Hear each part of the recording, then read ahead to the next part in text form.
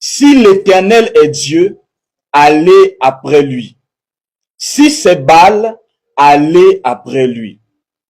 Sœur Maria, vous allez remarquer qu'il y a souvent un temps, quand Dieu envoie un prophète, il vient faire face à un conflit.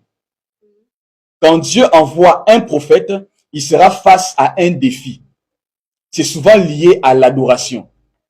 Rappelez-vous, quand Elohim envoie Jean-Baptiste en qualité de prophète, Jean faisait face au conflit d'adoration en son temps. Parce que lorsqu'il arrive sur la scène et que Jean commence à prêcher, Jean trouve qu'il y a en Israël des scribes et des pharisiens. Il y a des docteurs de la loi. Il y a des sectes qui existent déjà. Il y a des courants de pensée que Jean a trouvés. Cependant, Jean avait un message authentique. Mais qu'est-ce qu'il a trouvé? Il a trouvé un défi lié à l'adoration. Est-ce que les hommes devaient adorer au temple ou est-ce qu'ils devaient suivre le message de Jean-Baptiste? Parce que Jean est né d'un père et d'une mère lévite. Mais aucune fois dans la Bible, on a vu Jean exercer au temple. Alors, tous les Lévites exerçaient la sacrificature au temple. Tous les Lévites avaient des vêtements sacerdotaux. Tous les Lévites avaient une nourriture qui leur était appropriée. Mais quand vous lisez dans le livre de Matthieu, chapitre 3, Matthieu chapitre 2, vous allez remarquer que Jean était un personnage différent. Et pourtant, il était fils de Lévite. Il avait part à la sacrificature. Mais ce dernier allait en contre-courant avec ses contemporains. C'est ce qui causait un conflit en son temps. Jean prêchait à Jérusalem. Les scribes et les pharisiens étaient là. L'Écriture nous fait comprendre que les pharisiens avaient, n'est-ce pas, pour devise la piété. C'était des hommes pieux. C'était l'image des religieux en leur temps. Mais quand Jean se retrouve face à eux, vous allez comprendre le langage de Jean-Baptiste.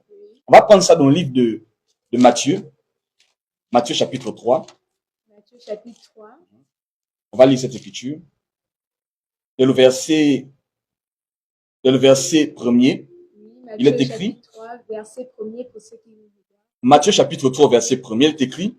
En ce temps-là, parut Jean-Baptiste, prêchant dans le désert de Judée. Il disait, répentez-vous, car le royaume des cieux est proche.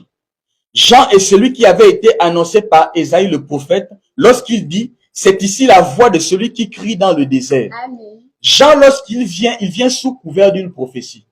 Amen. Ce n'est pas un prophète autoproclamé. Quand on voit des hommes qui viennent là, avec un message calé sur la prospérité, sur l'élévation, il faut comprendre qu'il y a un danger. Exact. Parce que lorsque Dieu envoie un prophète, la mission du prophète, c'est de ramener le peuple à lui. Il n'y a pas de mission.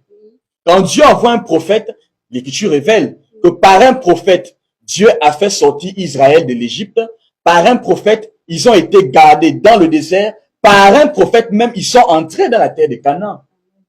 Amen, amen. Amen. Donc Jean avait une mission, celle de ramener le peuple à Dieu. Maintenant, qu'est-ce que dit l'Écriture? Au verset 3, Jean était celui qui avait été annoncé par Ésaïe le prophète lorsqu'il dit, c'est ici la voix de celui qui crie dans le désert. Préparez le chemin du Seigneur, aplanissez ses sentiers.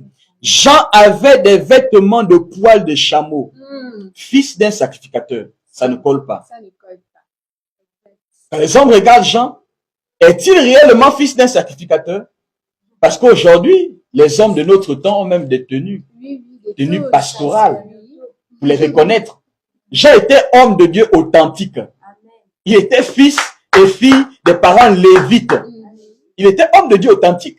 Il avait aussi un appel authentique. Mais quand Dieu l'appelle, il crée une différence entre lui et les autres de son temps. On dit, Jean avait un vêtement de poils de chameau et une ceinture de cuir autour des reins. Il se nourrissait de sauterelles et de miel sauvage. Alors dans le temple, il y avait des pains de proposition. Pourquoi cette différence-là?